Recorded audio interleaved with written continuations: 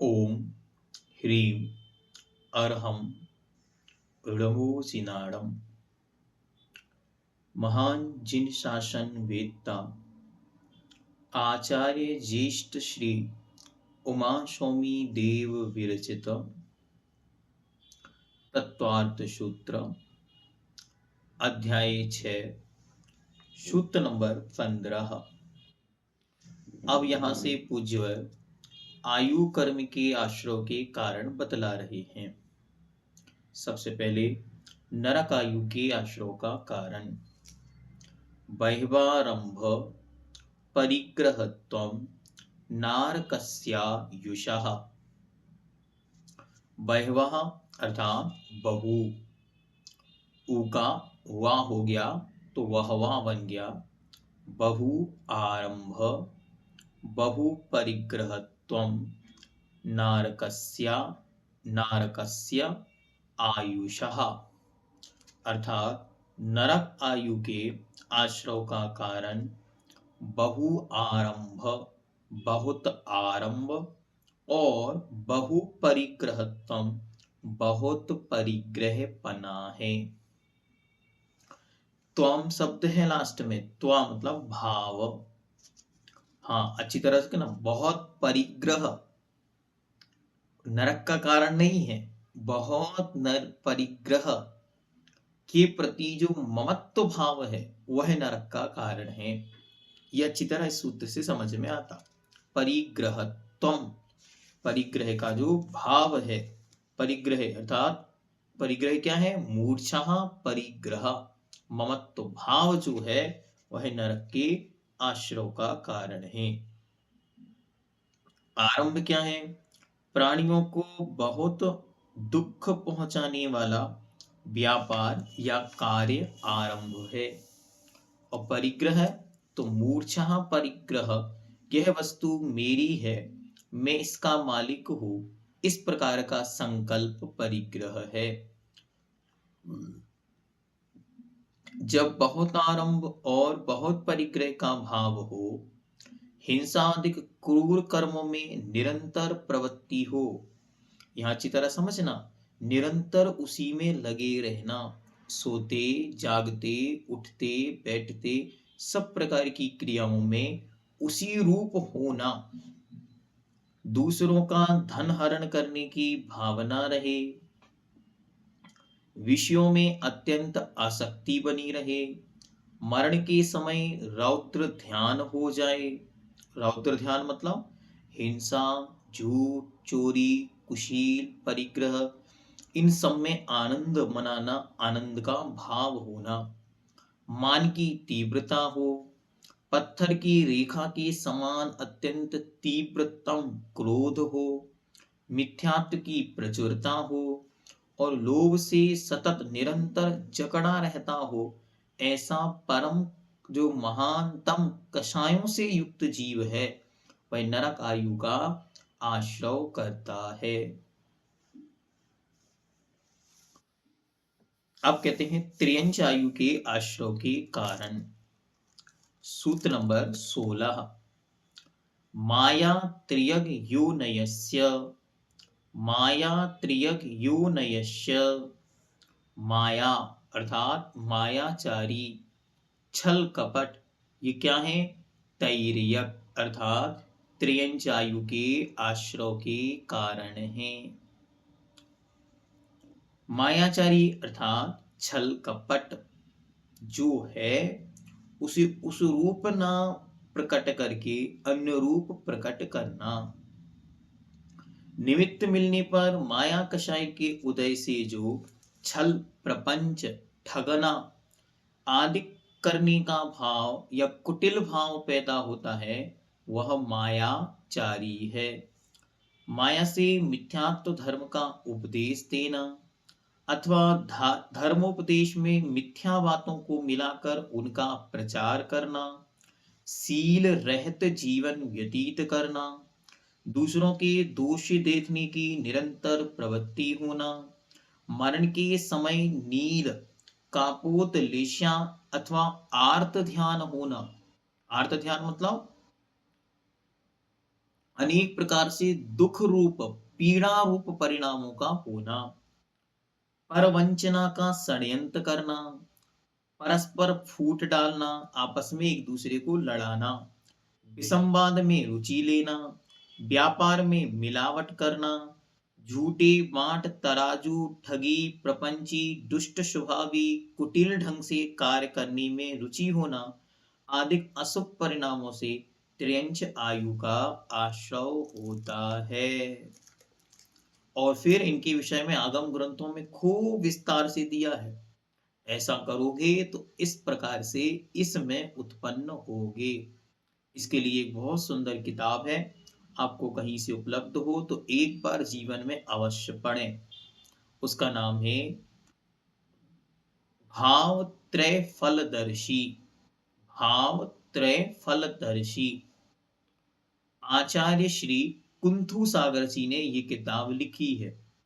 वे कुंतु सागर जी जो आचार्य भगवान चारित्र चक्रवर्ती श्री शांति सागर जी महर्षि राज के शिष्य थे, उन्हीं से दीक्षित जो शिष्य थे, आज से लगभग 100 वर्ष पूर्व वे हुए हैं। उन आचार्य महाराज ने किताब लिखी है भाव त्रय फलदर्शी।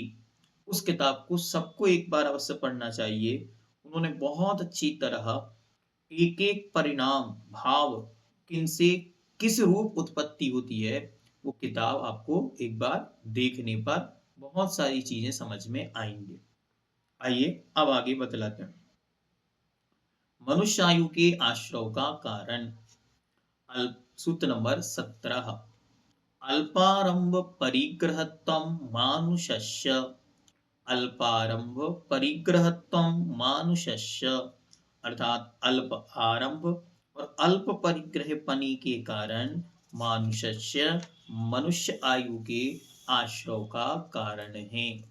अल्प आरंभ अर्थात आरंभ कम होना और परिग्रह अर्थात परिग्रह की कम भावना होना, यह मनुष्य आयु के आश्रव का कारण है। स्वभाव का विनम्र होना, भद्र प्रकृति होना, सरल व्यवहार करना, अल्प कषाय होना, मरण के समय संक्लेश भाव नहीं होना, संतोष वृत्ति सदाचार में सुख मनाना, हिंसा विरक्ति संतोष में प्रेम, कम बोलना, मधुर भाषी होना अर्थात मीठा मीठा बोलना, ईर्षा रहित परिणाम, पर उपकार की बुद्धि, गुरु देवता अतिथियों की सेवा और पूजन में रुचि रखना, दानशीलता आदि भावों से मनुष्य आयु का आश्रय होता है। इसलिए हम मनुष्य बने हैं तो इनमें से पूर्व में कोई ना कोई अच्छा कार्य कर कर आए हैं, आगे पुनः मनुष्य बने, इसलिए अच्छे अच्छे कार्यों को करते रहना चाहिए। ये सब जो आपके सामने रखा है ये क्या है? ये अच्छी तरह भविष्य की कुंडली है। हाँ, कोई आपकी कुंडली देख के आपको बता पाए कि आपका भविष्य क्या होगा नहीं होगा, नहीं पता, लेकिन इन परिणामों से आप स्वयं जान सकते हैं कि जिसके परिणाम जिस रूप हैं उनका भविष्य उस रूप है। क्यों? क्योंकि आयु का अपकर्ष काल कब पड़ेगा ये हमको तो पता नहीं। तो जिस समय जो परिणाम हो रहे हैं उसी समय आयु का अपकर्ष काल पड़ गया तो आपको उसी आयु का बंध हो जाएगा, फिर उसी आयु में आपको जाना पड़ेगा। इसलिए बहुत सतर्कता के साथ प्रति समय अपने परिणामों को संभालने की आवश्यकता होती है। अब कहते हैं और भी कोई कारण है क्या? तो कहते हैं हाँ, सूत्र नंबर 18। स्वभाव मार्दवम च। स्वभाव मार्दवम च अर्थात स्वभाव से सरल परिणामी होना भी मनुष्य आयु के आश्रव का कारण है। अब कोई प्रश्न पूछे कि यह सूत्र अलग से क्यों दिया? क्योंकि स्वभाव की मार्दवता देवायु के आश्रव का भी कारण है। स्वभाव से मृदु होना, विनम्र होना, नम्र होना, सरल होना, ये बहुत महत्वपूर्ण भाव है। अब ऐसा कोई भाव है जिससे कहीं भी जीव जा सकता है? कहते हैं हाँ। तो चारों आयुओं के आश्रय का कारण। सूत्र नंबर 19, निशील व्रतत्वं च सर्वेषां। सर्वेषाम अर्थात सभी, सभी आयुओं के आश्रय का कारण क्या है? निशील निवृतत्वम अर्थात शील से रहित होना और व्रतों से रहित होना। कोई शील भी नहीं हो और कोई व्रत भी जिनके नहीं है, वे जीव चारों आयुओं का आश्रय बंध अपने अपने परिणामों के अनुसार कर लेते हैं। शील क्या है? तो जो 3 प्रकार के गुण व्रत, 4 प्रकार के शिक्षा व्रत हैं उन्हें शील कहते हैं, और जो पंच अणुव्रत या महाव्रत हैं उनको व्रत कहते हैं। अब आगे कहते हैं देव आयु के आश्रय का कारण। सूत्र नंबर 20, सराग संयम संयमा संयमा काम निर्जरा बाल तपांसी दैवस्य। दैवस्य अर्थात देवायु के आश्रय का कारण क्या है? पहला सराग संयम अर्थात मुनि मुद्रा, फिर संयमा संयम अर्थात देश व्रत धारण करना, फिर अकाम निर्जरा अर्थात बिना इच्छा के निर्जरा होना, फिर वाल तप अर्थात मिथ्यात्व से युक्त तप को करना। ये देव आयु के आश्रय के कारण हैं। इस विषय में पूर्व में खूब विस्तार से आपके सामने रख दिया कि देव बनना तो आसान है, सरल है, लेकिन देवों में भी अनेक प्रकार की स्थितियां होती हैं, इसलिए बहुत संभलने की वहां आवश्यकता पड़ती है, क्योंकि देव भी अनेक प्रकार के होते हैं। धर्म ध्यान युक्त सराग संयम देवायु के आश्रय का कारण है। मिथ्या दृष्टि के परोपकार, दया भाव, सद्धर्म श्रवण, असंक्लेश, काय क्लेश, रस परित्याग, उदासीनता परिणाम भी देवायु के आश्रय के कारण है। मिथ्या दृष्टि जीव है कोई, धर्म को नहीं जानता, आत्मा अनात्मा को नहीं जानता, फिर भी परोपकार की भावना हो, दया का भाव हो, धर्म श्रवण की रुचि हो और असंक्लेश परिणाम हो, परिणामों में संक्लेशता का अभाव हो, काय क्लेश उपवास व्रत आदि करता रहता हो, रस त्याग आदि की भावना हो, तो वह जीव देवायु के आश्रय को प्राप्त कर लेता है। इसीलिए बचपन से ही इस प्रकार के कार्य सब जीवों को सिखाए जाते हैं, जिन्हें हम कहते हैं चैरिटी, जिन्हें हम कहते हैं गुड मैनर्स, गुड डीड्स। ये भी चीजें अगर हम सीख जाते हैं तो सम्यक दर्शन उत्पन्न हो ना हो, कम से कम सदगति तो होती ही है। सदगति अर्थात देव आयु का आश्रय बंध तो होगा ही होगा। इसलिए अच्छे काम हमेशा करते रहना चाहिए, परंतु आर्त और रौद्र ध्यान से युक्त बाल तप आदि से देव आयु का आश्रय नहीं होता। अच्छी तरह ध्यान रखना, गड़बड़ी करेगा परिणाम और लेश्या की मंदता से ही देवायु बंधेगी, भले ही मिथ्या दृष्टि बांधे चाहे सम्यक दृष्टि बांधे। ठीक,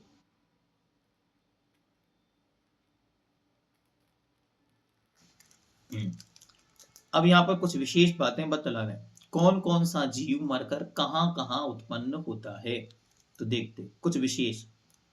पंच अनुव्रतधारी तथा सम्यक दृष्टि त्रयंच, 5वें गुण स्थानवर्ती हो अथवा 4थे गुण स्थानवर्ती कोई त्रयंच हो, व मनुष्य सौधर्मेंद्र स्वर्ग से 16वें स्वर्ग तक उत्पन्न होते हैं।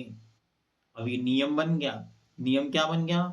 सम्यक दर्शन से युक्त मनुष्य अथवा त्रियंच और देशव्रत अर्थात पंचम गुण स्थानवर्ती मनुष्य और देव, मनुष्य और त्रियंच यदि आयु का आश्रय बंद करेंगे तो नियम से देव बनेंगे और वे पहले से 16वें स्वर्ग तक अपनी अपनी योग्यता और कषायों की मंदता के बल पर जाते हैं। और जिन्हें कोई भी आत्मज्ञान नहीं है, ऐसे आत्मज्ञान से शून्य बाल तप तपने वाले, तत्व को तत्व का जिन्हें कोई ज्ञान नहीं है, ऐसे अज्ञान पूर्वक भी यदि संयम का पालन करते हैं, काय क्लेश के अभाव के कारण कोई भवनवासी और व्यंतरों में उत्पन्न होते हैं। सम्यक दर्शन नहीं है, मिथ्यात्व के साथ देवायु का आश्रय बंध उनके भी होगा और वे मर करके भवनवासी और व्यंतरों में उत्पन्न हो जाएंगे। कोई स्वधर्मिंद स्वधर्म स्वधर्म से सहसार स्वर्ग तक तथा कोई मनुष्य एवं त्रियंच भी उत्पन्न हो सकते हैं। अकाम निर्जरा, भूख प्यास सहन करना, ब्रह्मचर्य का पालन, पृथ्वी पर शयन, मल धारण, परिताप आदि से परिसहों से खेद खिन्न नहीं होना, गुण पुरुषों के बंधन में पड़ जाने पर भी नहीं घबराना, दीर्घ काल तक रोग रहने पर भी संक्लेश भाव नहीं करना, अनशन, विषभक्षण, अग्निपात, गिरिपात आदि में धर्म मानने वाले कुतापस मरकर व्यंतर देव मनुष्य त्रियंचों में उत्पन्न होते हैं। जिन्होंने शील व्रतों को धारण नहीं किया किंतु जिनका हृदय अनुकंपा से ओतप्रोत है, जिनके जल की रेखा के समान मतलब अत्यंत मंद कषाएं हैं तथा जो भोग भूमि उत्पन्न है, ऐसे त्रियंच और मनुष्य व्यंतर आदि में उत्पन्न होते हैं। ये सब चीजें से हमें अच्छी तरह अपने परिणामों को देखने की आवश्यकता होती है।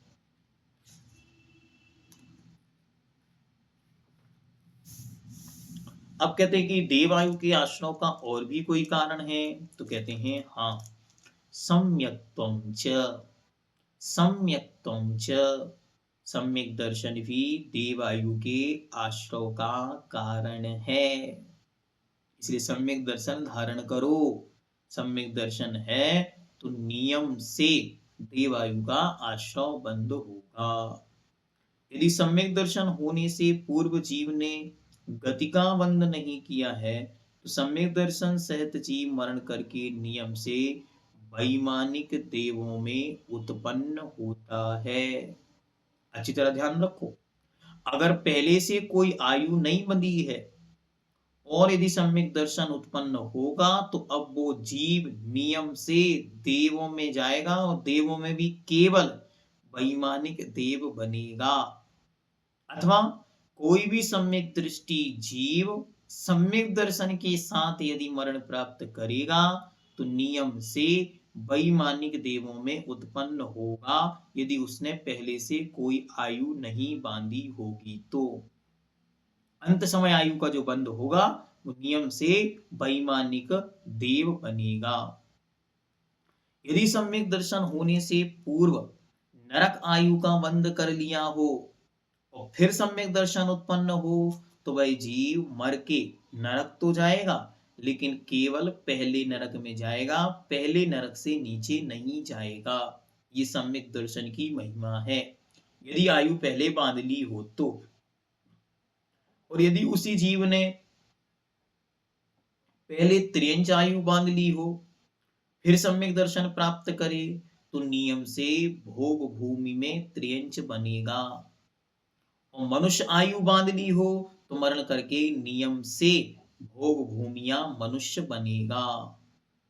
क्यों? क्योंकि एक आपको पंक्ति बहुत अच्छी तरह छह ढालाकार ने दी। छह ढाला में रत्न करंडक श्रावकाचार्य में पूज्यवर आचार्य देव समंतभद्र स्वामी महाराज ने पंक्ति दी और उन्होंने स्पष्ट रूप से लिखा कि सम्यक दृष्टि जीव कहां कहां उत्पन्न नहीं होता।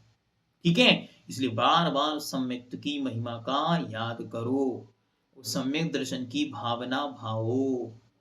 हाँ, सम्यक दर्शन की जब ये महिमा है, तो सम्यक दर्शन से युक्त जब व्रत होंगे तो क्या होगा? नियम से वैमानिक देव ही बनेगा। ये ध्यान रखो, जिनकी प्रतिमाएं धारण करनी है और निर्दोष रीति से उन व्रतों का पालन करेंगे, तो उन्होंने बहुत सुंदर पंक्ति लिखी छह डालाकार ने, स्वर्ग सोलम उपजावो। अच्छी तरह यदि निर्दोष व्रतों का पालन होता है, तो केवल और केवल वैमानिक आयु का ही आश्रय बंद होता है, अन्य का नहीं होता। ठीक है, इसलिए व्रती बनने के बाद एक ही आयु बनती है, वो है वैमानिक देवों की आयु। अन्न में मरण नहीं होता। ठीक है, ये अच्छी तरह समझें। आगे, अशुभ नाम कर्म के आश्रव के कारण, सूत्र नंबर 22। अशुभ और शुभ रूप में दो प्रकार से नामकरण बतला रहे हैं। सबसे पहले कह रहे हैं अशुभ। अशुभ क्या है? तो कहते हैं योग वक्रता विषमवादनम च शुभस्य नामनः। योग योग वक्रता विषमवादनम च शुभस्य नामनः। योग वक्रता, योग अर्थात मन वचन काया की, वक्रता मतलब कुटिलता, मन कुटिल होना, वचन कुटिल होना और काय की कुटिलता होना। फिर विषमवादनम, विषमवाद अर्थात अन्यथा प्रवृत्ति करना। समीचीन जो मार्ग है उस समीचीन मार्ग से विपरीत होना अथवा लड़ाई झगड़ा करना, इसको भी विषमवाद कहते हैं। च अशुभ आयुष अशुभस्य नामनः, यह अशुभ नाम कर्म के आश्रय के कारण है। योगों की कुटिलता और विषमवाद अर्थात अन्यथा प्रवृत्ति करने से अशुभ नाम कर्म का आश्रय होता है। योगों की वक्रता क्या है? तो मन, वचन और काय की कुटिलता को योग वक्रता कहते हैं। काय से अन्न करना, मन में कुछ, वचन में कुछ और काय में कुछ करना, कुछ दिखाना कुछ, इसको बोलते हैं योग वक्रता। विषमवादन, जो स्वर्ग मोक्ष के योग्य समीचीन क्रियाओं का आचरण कर रहा है उसे उसके विपरीत मन वचन काय की प्रवृत्ति द्वारा रोकना। ऐसा मत करो, ऐसा करो, यह विषमवाद है।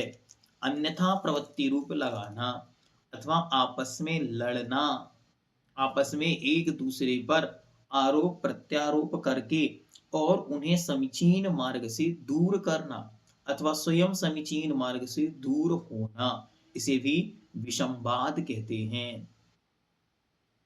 योग वक्रता और विषमवाद में क्या अंतर है?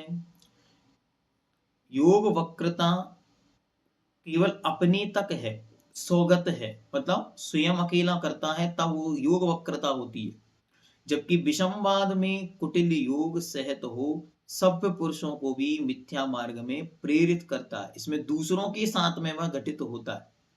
योग वक्रता केवल अपने तक सीमित है, आपको पता कि हम गड़बड़ कहाँ कहाँ कर रहे हैं, लेकिन विषमवाद में तो वह कुटिलता प्रकट हो जाती है और पर को भी उसमें इंक्लूड कर लिया जाता है। जैसे कोई पुरुष सत्य धर्म का आचरण करता है, उसे अपने उपदेश से कुमार्ग पर ले जाना, पशुओं के होम से स्वर्ग मिलेगा, होमे गए पशु स्वर्ग जाएंगे, इस प्रकार अन्यथा प्रवृत्ति करना। अशुभ नाम कर्म के आश्रव के अन्य भी कोई कारण हैं? हाँ, राजवार्तिक आदि में दिए हैं, उन्हें भी यहाँ पर बतलाते।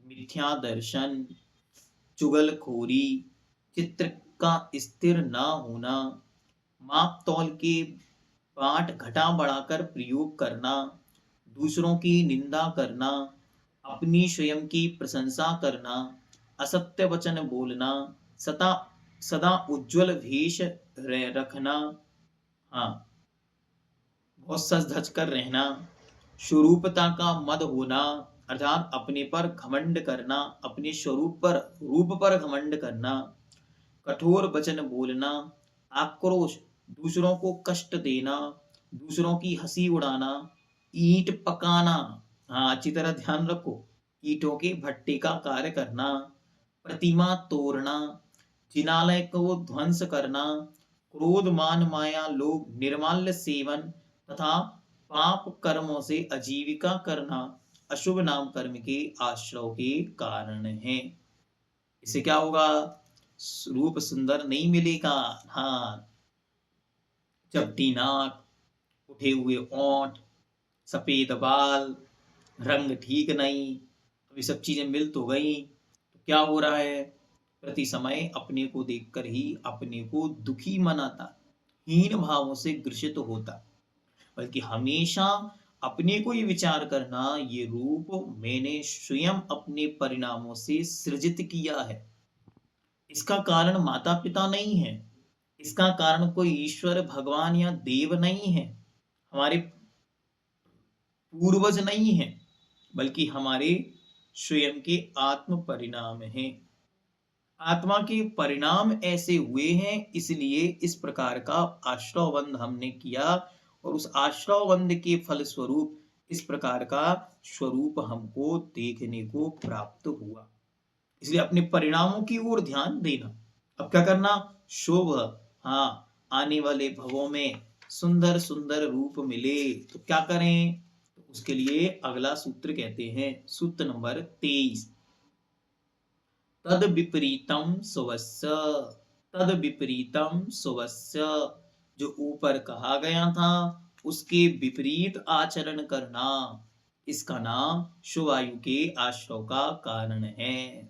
जैसे युगों की वक्रता, तो उल्टा क्या हुआ? सरल योग। विसंवाद, तो विसंवाद मतलब अन्यथा प्रवृत्ति से बचना, लड़ाई झगड़ा नहीं करना, हाँ, इससे बचना अच्छी तरह से।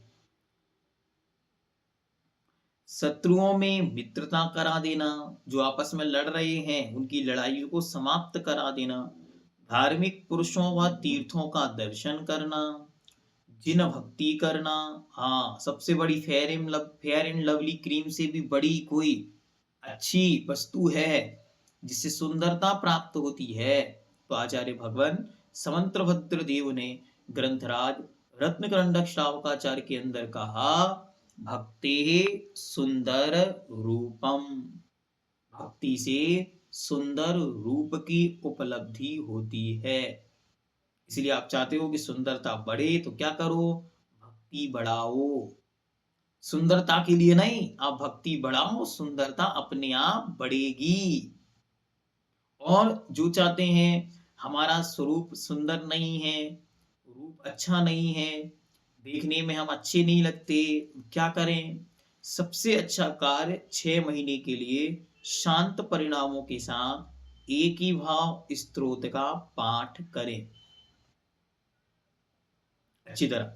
जिन्हें लगता है उनका स्वरूप ठीक नहीं है, उनका सौंदर्य अच्छा नहीं है, दूसरों के प्रति आकर्षण का भाव जिनमें विकसित नहीं हो पाता, वे सब लोग भगवान वादिराज स्वामी कृत एक ही भाव स्तोत्र का पाठ बिना किसी संकल्प के, मतलब बिना किसी विकल्प के अच्छी तरह 6 महीने तक निरंतर पाठ करें। उससे आपके परिणामों में एक सौंदर्य विकसित होगा।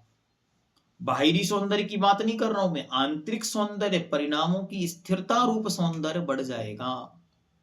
क्योंकि उसके अंदर एक श्लोक आया बहुत सुंदर, और उस श्लोक का भाव कितना प्यारा है। देखो, उन्होंने भगवान से कहा कि हे भगवान, हमने सुना है जब आप गर्भ में आने वाले होते हैं तो आपके आने के 6 महीने पहले ही उस नगर को स्वर्णमय बना दिया जाता है जहां आप आने वाले हैं।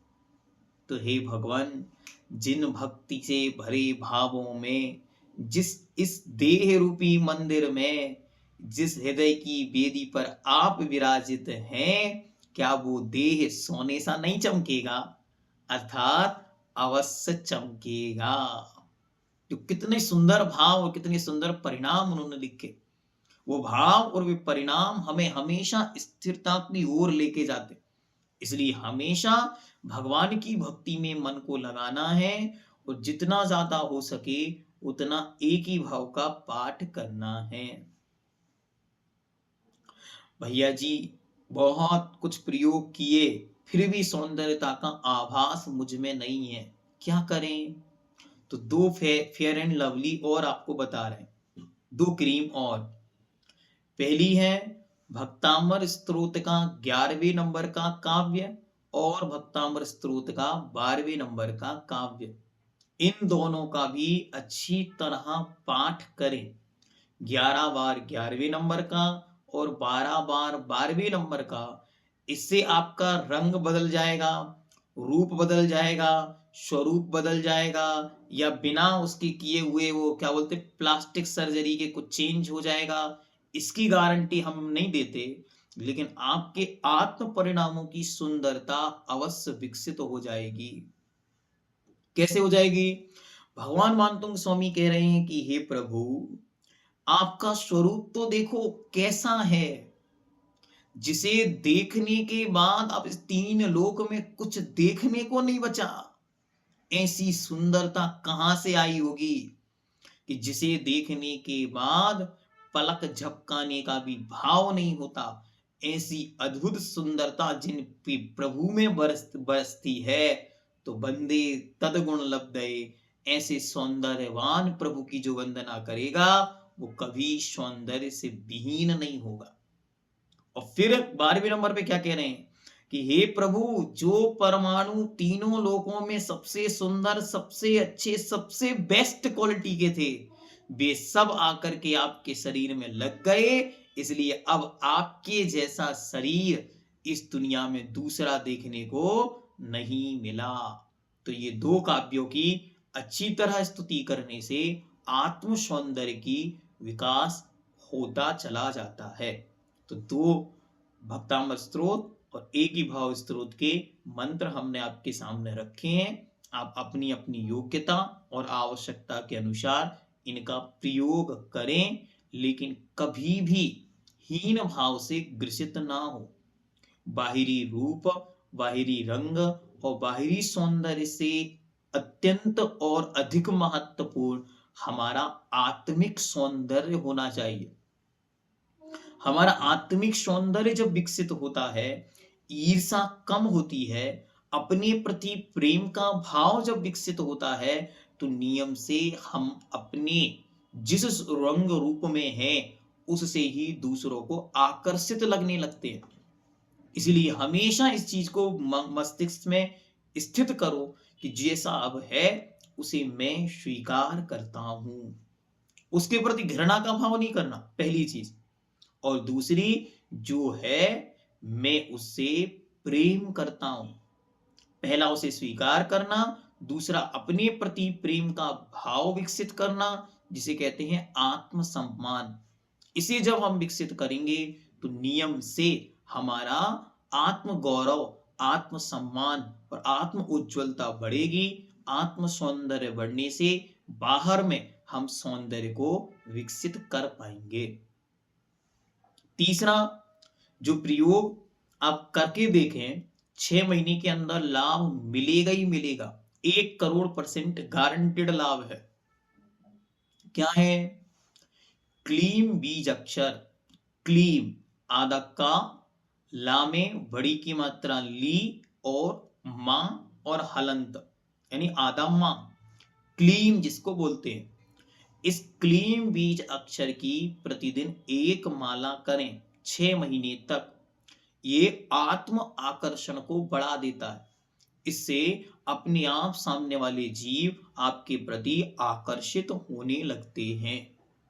तो इसका प्रयोग करने का सबसे अच्छा उपाय दिया भक्तामर विधान के अंदर। भक्तामर विधान में 48 काव्यों के जो एक एक अर्घ चढ़ाए हैं, उनमें आदिनाथ भगवान को क्लीम महाबीज अक्षर से युक्त बना के अर्घ चढ़ाए हैं। कभी आप लोग प्रयोग करके देखना। मैं स्वयं इसका प्रयोग पिछले 2013 या 12 से कर रहा हूं। उतने वर्षों से मैं प्रतिदिन 48 बार, 48 जो इसके मंत्र हैं, एक एक काव्य का, एक एक मंत्र का प्रयोगात्मक रूप से प्रतिदिन 1 बार पाठ अवश्य करता हूं। तो आप भी एक बार करके देखो। तो मैंने आपके सामने ये सारे के सारे विषय रखे, आपको जो अनुकूल लगे वो अवश्य प्रयोग करके देखना। ठीक है? शत्रुओं में मित्रता करा देना, धार्मिक पुरुषों व तीर्थों का दर्शन करना, जिनेंद्र भगवान की भक्ति करना, बड़ों का आदर सत्कार करना, सबके प्रति सद्भावना रखना, हाँ अच्छे विचार रखना, संसार के प्रति भीरुता, संसार से भय रखना, प्रमाद का त्याग करना, व्रत लेना, जिन मंदिर, जिन चैत्य, जिन प्रतिमा का निर्माण करना, मृदुभाषी अच्छे वचन बोलना, पाप कर्म रहित आजीविका करना आदि शुभ नाम कर्म के आश्रव के कारण हैं। अब हाँ, कोई विशेष चीज मिलने वाली है। क्या मिलने वाला है?